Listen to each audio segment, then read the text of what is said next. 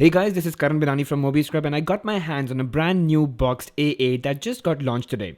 If you remember, Samsung had launched the A3, the A5 and the A7, and this is the best of them all, the Galaxy A8.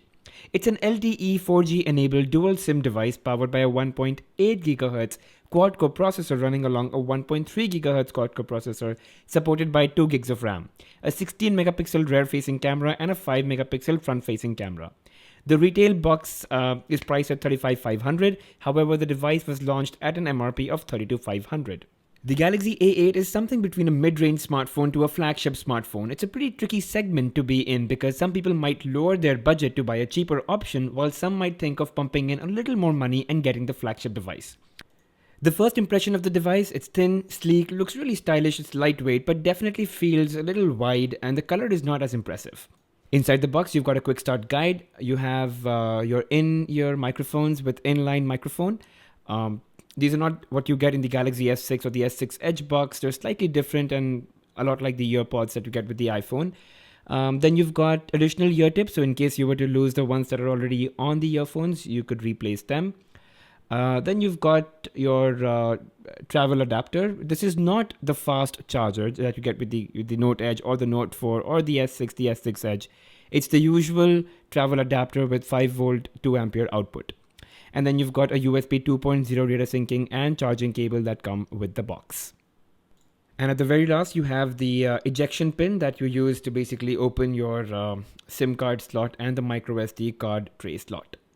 So there you go guys, the Galaxy A8. It's completely made out of metal, making it a really classy looking device. To top it all, it's just 5.9 millimeters thick, which makes it ultra slim and hence a very sleek looking phone.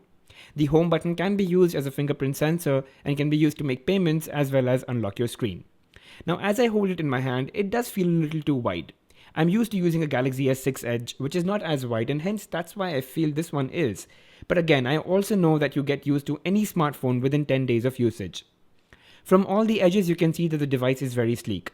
The design, the curves are absolutely beautiful and resembles a lot like the Galaxy S6. The device is not heavy at all. It's just about 150 grams, which is as good as about 3 packets of chips. The Galaxy A8 comes loaded with Android Lollipop version 5.1.1, powered by a 1.8 GHz quad-core processor along with a 1.3 GHz quad-core processor.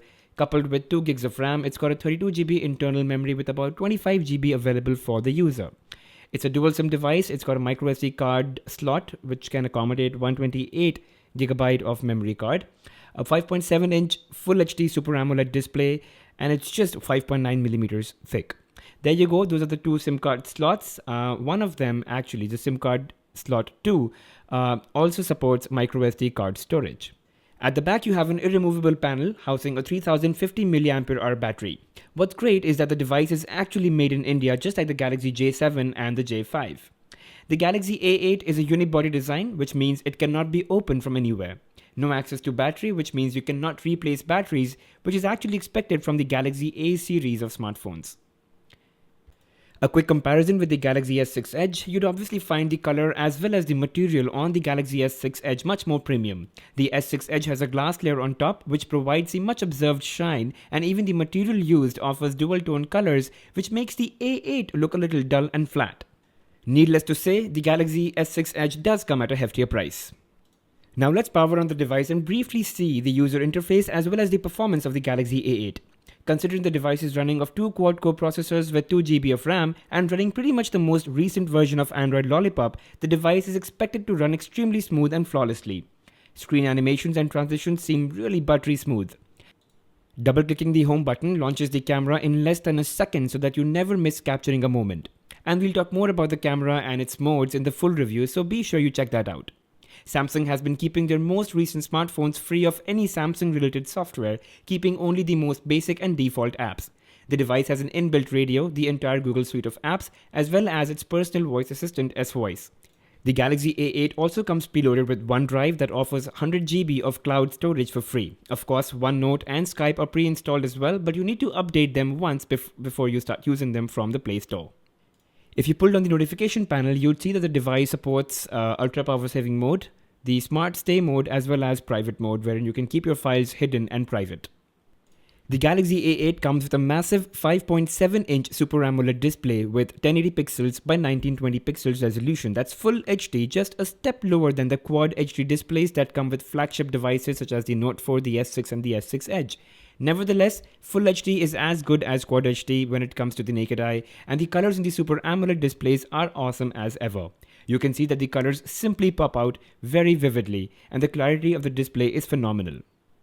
And at the very end, let's just talk about the camera app. You can double click the home button and launch the camera interface. It's very similar to what we've seen in the Galaxy S6 or the S6 Edge. You also have a pro mode wherein you can actually change the ISO levels, the white balance mode, the exposure levels, and take a picture. And of course, a lot of other things that we can talk about the camera app, and we'll do all of that in the full review. So that's it about the Samsung Galaxy A8. This was just a hands-on video. The full review is yet to come up, where I'll talk about a lot of other things and a lot of other features in detail. Hope you guys enjoyed watching this video. Don't forget to give me a thumbs up and don't forget to subscribe.